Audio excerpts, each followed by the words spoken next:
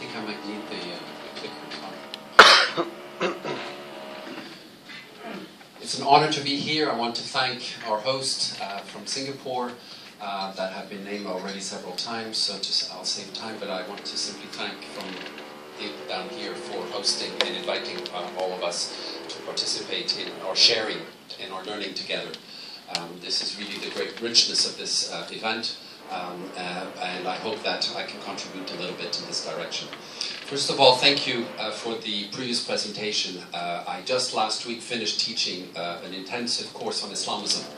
6 days, 6 hours a day, and so it's nice to be able to hear this short version of it in some ways, and to say how important this background is, and especially linking it to the ways in which there's what I call codependency between these two different forms of extremist ideologies, but also how the fear of those kinds of movements that are created then against Muslims in general, and so mixing therefore Islam and Islamism for many non-Muslims is a serious problem that is at the root of the rise of Islamophobia and other forms of xenophobia, anti-Semitism, etc., etc.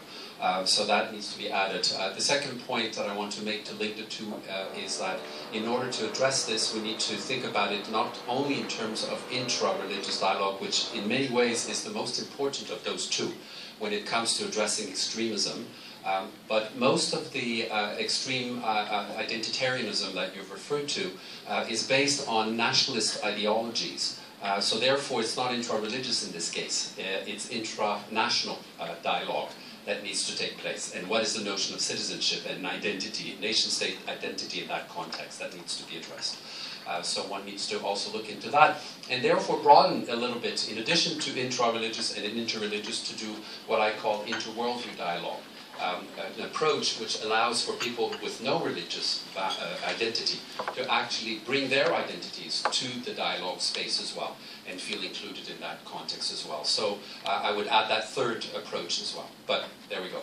So let me start by saying that I'm looking at global efforts, and I'll try to do it in a very superficial overview way, because I have very little time.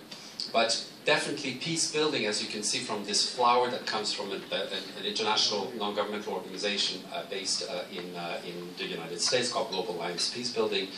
They've developed this flower, and it's really interesting to see when you put peace building at the heart of so many different things that need to happen. And so it's a very complex thing that one is talking about in this case. But I want to simply focus on the relationship between peace building and religion in particular.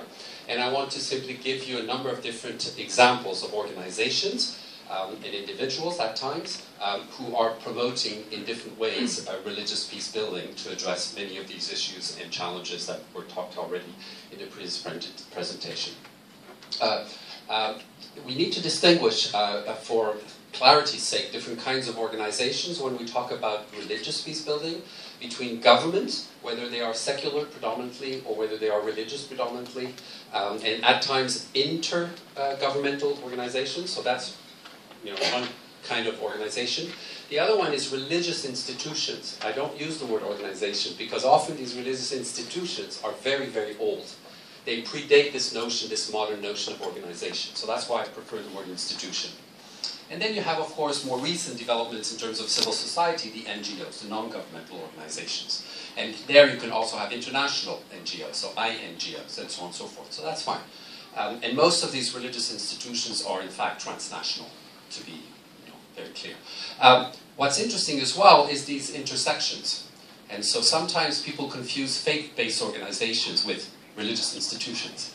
But in fact, they're the marriage between religious institutions or religious people, religious actors, and civil approaches and how they organize and how they function in society, how they're recognized by governments as NGOs actually, even though they're made of religious people, actors, and they're linked often with religious institutions.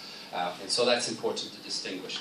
And then you have in the B case, you have of course a variety of different government-sponsored institutions, and that is important as they then are given by the government the backing, but they function in society as if there's as an NGO as well. And so there are examples of that come along as well. And finally, well, not finally, but C, you have sort of the mix between government and religious. This is particularly important in predominantly religious societies, where they actually, the government as government will promote certain kinds of religious institutions, whether they are mono-religious or multi-religious. And finally, of course, D is the intersection between all of this, and there are cases as well that I'm going to talk about briefly. Good? So that's just to help in terms of intellectual sort of mapping out different kinds of organizations. And of course, inside organizations you have people. And so using this triangle, it's important from Jean-Paul Lederac, it's important to identify different types of actors. Who are the actors within often institutions, or sometimes alone, who do what they do? And in this case, if you want to promote peace building, then you need to understand sort of these different kinds of layers and positioning that people have in society of different kinds. When you look at these three levels, one would think about the grassroots as the third at the bottom of the pyramid, but of course much larger in number of people, obviously, versus the people who are in elite positions of decision making in one form or another. So that's the top pyramid. What's also important to think about is these kinds of three levels are not only found internationally, but also even locally in your own city. You will have this kind of pyramid as well. And it's important to think about it as you develop your activities and develop your strategies to do the work that needs to be done as active peace builders and peacemakers that many of you are, I'm sure. So, I just wanted to start from that perspective of organizations and actors, individuals, persons. And start with a few comments about the importance of what happens in terms of focus when government structures break down, whether it's in the local neighborhood, or in a city, or in a part of the country, or in a country as a whole, or a region as a whole, as in different parts of the world today, unfortunately. What happens when those structures collapse? Then you have what is often called failed states, right? So that's an expression which has been developed in more recent years. What's fascinating, and I've been to Bangui in the Central African Republic, and I've done some training of religious leaders, and listening to their stories, you begin to see that there are only 4 provinces that are controlled by the government out of 16 provinces in the country as a whole. Only 4 are controlled by the government of the moment. And so what's happening in the other provinces? It's chaos. And the only people that remain legit for most of the population are the religious leaders, or the people that are identified as solid pillars of their religious communities, whatever the background might be, in this case, Christians and Muslims. It's really important to know that, because that's why in crisis situation, one needs to address and work with local religious actors and their institutions, or whatever is left of them, in these kinds of vacuum of political governmental structures. So, as we do that, then we look at the roles of leaders of religious communities, and so that they can actually become servant leadership, rather than simply, what I call sort of ego leaders, whereby they're about promoting themselves more than about serving the community. But linked to this notion of servant leadership, which many of you have heard about already, it's been mentioned already in this conference before in the plenary room, but it's the notion of what I call servant theologies and worldviews. Meaning that our theology should go along as well with what do we want to emphasize? The proudness, the ego-ness of our religious identities, or do we want to identify with whatever is important to us and sacred to us, being a means for us to be humble about it in order to address the needs of communities and people less fortunate than ourselves. And so in that sense, servant theologies is just a new thinking that I've developed while being here. So thank you for you to make this possible. Then, of course, there's the ways in which those religious communities are resilient, and they provide that resilientness in the face of the vacuum of government structures.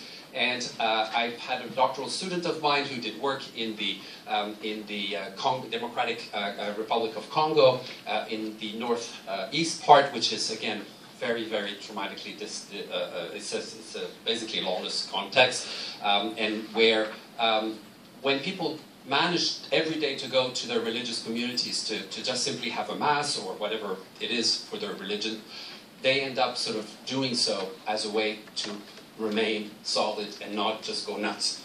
And so from the outside, it looks as if the religious community is just doing its normal rituals, normal practices, nothing else. But the very fact that it happens in the midst of chaos, already the religious community provides a haven, a safety net for the community. of people within it. And so in that sense, I think we minimize sometimes the importance of those religious communities as building blocks of stability and resiliency within societies, especially in conflict regions. Okay, there we go. So how do we empower religious actors, communities, organizations, and institutions is really one of the big challenges I find ourselves to be in the process of doing, and part of these conferences help to do that. Creating and sustaining interreligious and trade networks and platforms becomes a second level. That's where the interreligious communication and collaboration sort of come from. And they're often extremely important in order to convince either fledgling governments or stable governments of the importance that religious actors can play together in a multi-religious ways in addressing social issues, much stronger than individual voices. And sustainability through conflict transformation for reconciliation and peace will come as there is more investment in the religious actors and their institutions, especially when it's done in a multi-religious collaborative approach. Finally, there is no peace without healing, and of course, there is no healing without forgiveness, and well, compassion and forgiveness. And that's actually really, really important because it brings us back to the fundamentals of our religious commitments, our religious beliefs, across the different religious traditions. Of course, the words may change depending on the languages and the sensitivities of each of the religious worldviews that we have, but these are essential values to bring back into the center of our religious identities and educational practices, because often these are not necessarily notions that are celebrated and practiced or taught, transmitted to younger generations. So, now let's turn to examples of global efforts, because that's what you're here for. I want to focus on specifically religious peace-building efforts, primarily in conflict areas. I will not be exhaustive. I can't in 15 minutes. There's how many time left? There's already too much time, very little time left. So it's going to be at the same time an inkling of a few examples of what's happening internationally, and I will also provide through this a kind of typology of different kinds of organizations. Okay, so I'm trying to do two things at the same time. So let's start. So obviously we need to recognize there's a variety of complementary approaches from top to grassroots and vice versa. That's obvious. But what's much more important, let's start with the top approach, the UN. There's the Interagency Task Force on Engaging Faith-Based Actors for Sustainable Development, and we've had Dr. Azakaram talk from that perspective in the plenary yesterday. And so, and the kind of ways in which that signifies a change of paradigm within the UN, as she described it, is really, really important. So religious communities in general no longer need to be on the defensive when it comes to work internationally. That's over. We don't need to be apologetic about that. So that's, I think, a positive development. But at the same time, one should avoid also being triumphalist about it, and therefore ourselves be the source of exclusions of those in the world who do not have religious identities, and therefore might start feeling threatened by that sort of coming back of religion in the international arena, for example. So there's a careful balance here, and there's some humility to be kept. Then there's the example of UNESCO with its Global Citizenship Program, which already has been in existence for about 15 years, but much more recently, about less than 2 years, check it out. There's an incredibly powerful tool they developed called the Intercultural Dialogue Hub. I really, really want you to check this out. By the way, my presentation will hopefully be available to anybody who wants it afterwards.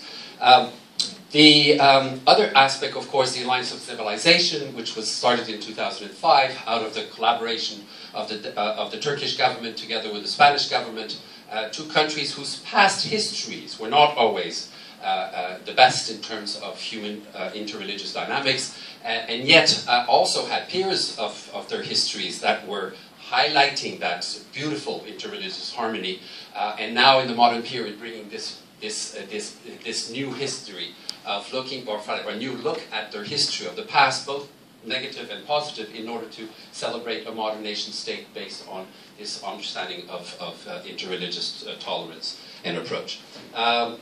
Then the Alliance of Civilization is doing a huge number of activities worldwide as well, has over 150 countries that are friends, part of their network, and so that's also a very important element to be aware of. The Office on Genocide Prevention and the Responsibility to Protect has come out in July of 2017 with a plan of action for religious leaders and communities to help decrease hate speech and crimes.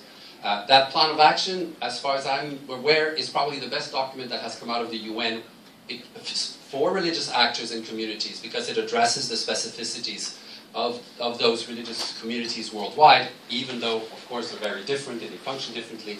But that plan of action is brilliant. And so I really, really recommend that you take time to learn more about it and see how much you can apply to it, apply it in your own context. The OHCR, which is the Office of, or the Office for the Commissioner for Human Rights, actually has produced a Beirut Declaration in April of 2017, followed by the Face for Rights Declaration with 17 engagements, which is a combination of grassroots religious folks together with representatives from government, and also UN, so that's a tripartite example as well of collaboration. And those engagements are now being translated as ways to be serving training sessions in order for religious people to understand how they can promote human rights in their own communities, from their own religious perspective, as well as in harmony with the broader Universal Declaration of Human Rights, understanding that at times there are elements of that which are being debated within the communities, and we know that this is a sensitive issue. But the approach of Faith for Rights is an approach which is step by step. You know, you don't need to abide by necessarily all of the human rights in the Universal Declaration to actually begin to underwrite several of them on which we are in agreement. And so it's a very pragmatic approach, and that's a new development as well that I think is important to know about. So, now I'm moving to another category, the international intergovernmental organizations. There are several of them that work and have a component which promotes interreligious dialogue for peace building in a variety of different ways. KAICIID is one of them, the King Abdullah International Center for Interreligious and Intercultural Dialogue, where I happen to be doing some work. And one of the things they came up with is promoting peaceful coexistence and common citizenship here based on the Vienna Declaration, which is united against all forms of intolerance based on religion.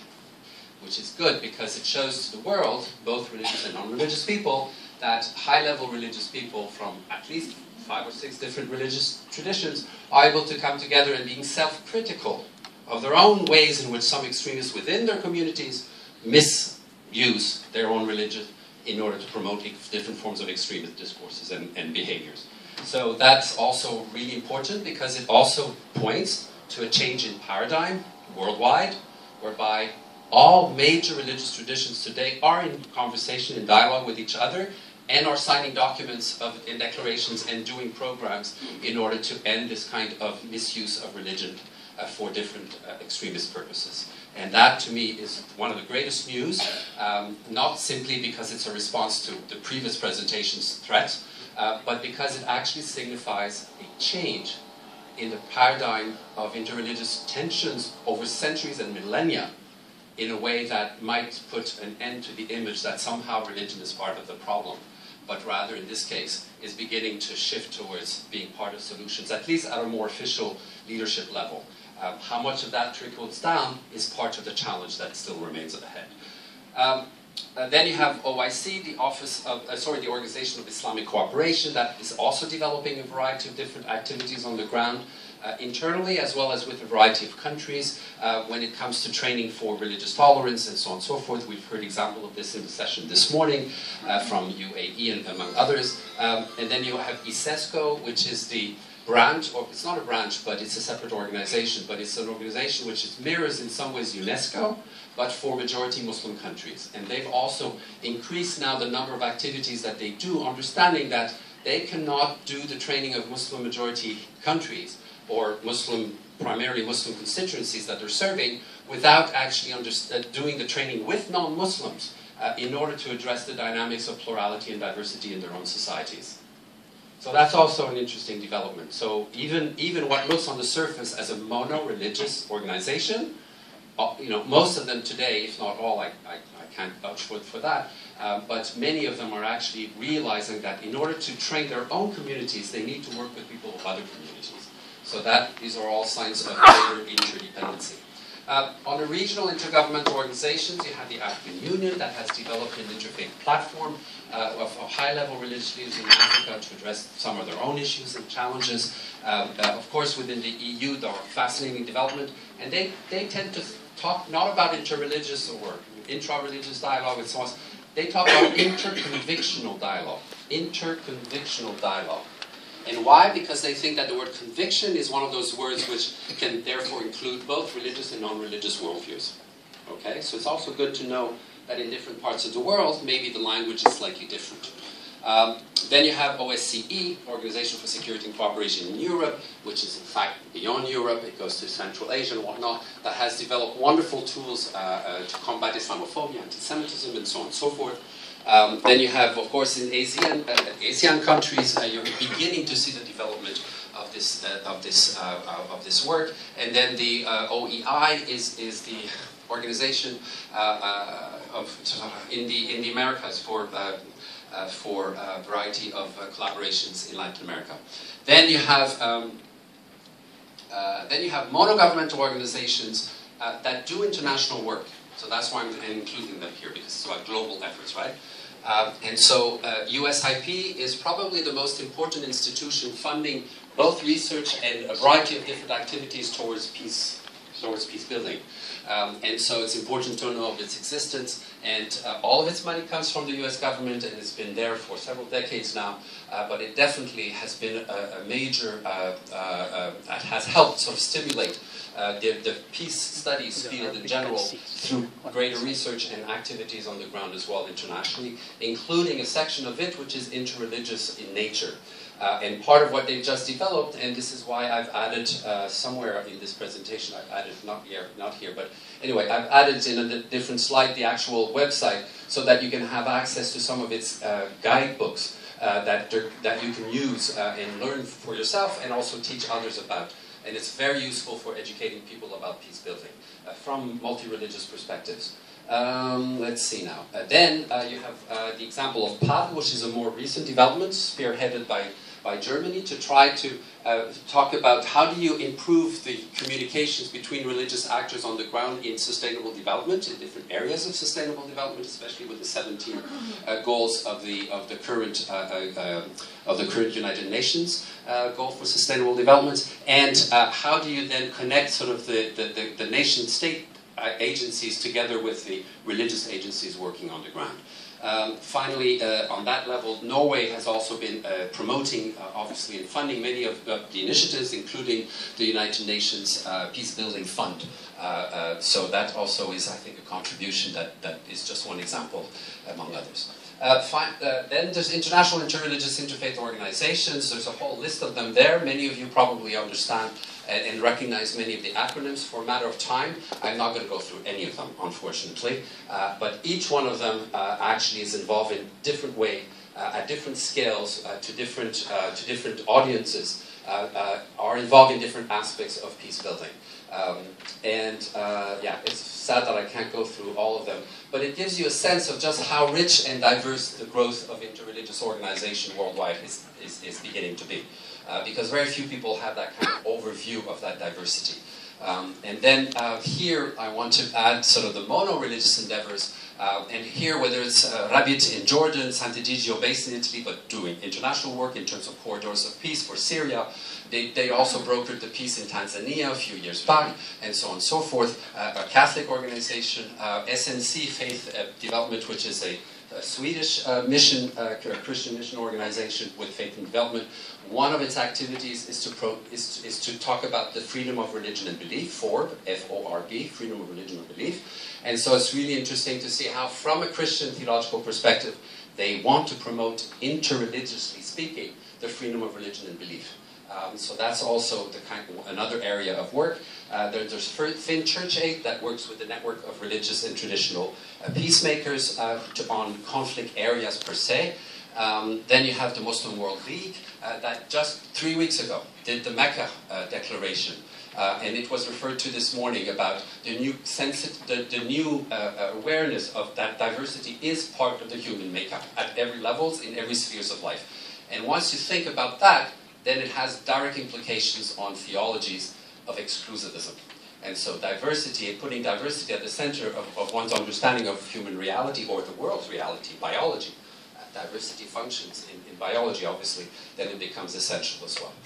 And you have a few other examples as well with the the ADL for the Jewish community internationally and so on and so forth, that has been at the forefront of combating anti-Semitism. But it's also interesting that in the wake of 9/11, ADL has been working with Muslim communities in the United States in order to team up and say, you know, we've had to fight anti-Semitism, there's some things we've learned about this, maybe we can work with our Muslim brothers in America in order to try to decrease Islamophobia. So there's also these kinds of interactions taking place in very creative ways. A variety of NGOs, I won't go through the list, I'm just going to go to my final slide. Scaling up investment in those areas, and you can read them as well as I can, is really, really, really important, okay?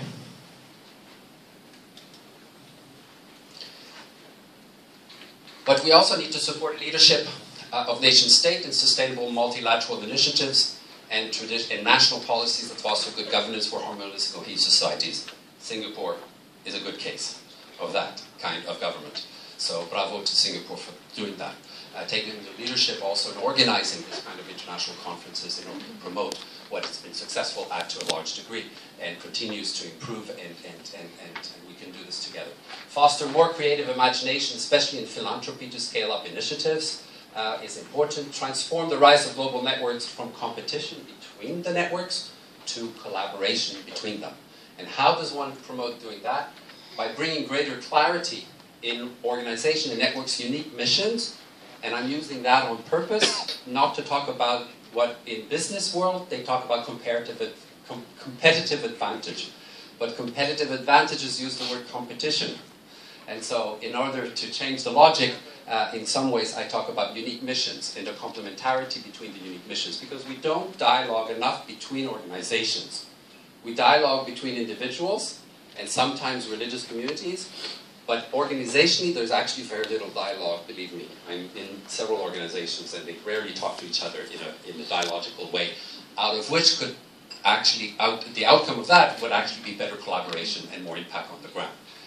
Talking about impact, improve monitoring and evaluation of all initiatives, invest in measuring impact for better evaluation through qualitative and quantitative research. Not enough is being done, we're barely beginning to do that. And finally, my last one, I'm ending here, assess annually the scale of global peace-building efforts. For example, like through the Global Peace Index.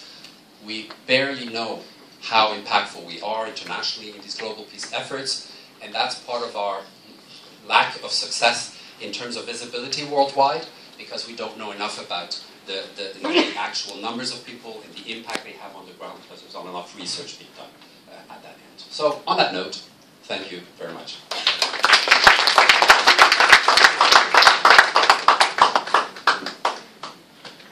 Thank you very much, Patrice. All right.